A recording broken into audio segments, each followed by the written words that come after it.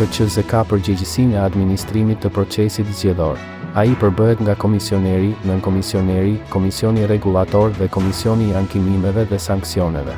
Vendimmarrja përfshin edhe kolegjin zgjedhor, si dhe 2 nivelet e gjykatës administrative.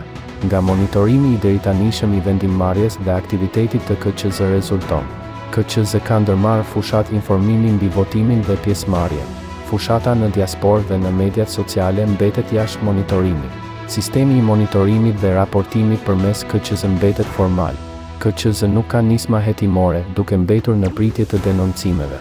Procesi i shqyrtimit të ankesave është burokratik dhe me 2 standarde. Kodi nuk ka standard të njëjtë interpretimi nga KQZ dhe KAS. Proceset zgjedhore përfshin periudhën e dekretimit, përgatitjes, të monitorimit dhe atë elektorale. Një proces i besueshëm dhe efektiv ka nevojë për më shumë garanci dhe integritet. KQZ ka rol thelbësor në rritjen e besimit publik të zgjedhjet, garantimin e konkurrencës dhe pjesëmarrjes sa më të madhe qytetare. Koha për standarde, për zgjedhje të lira dhe të barabarta.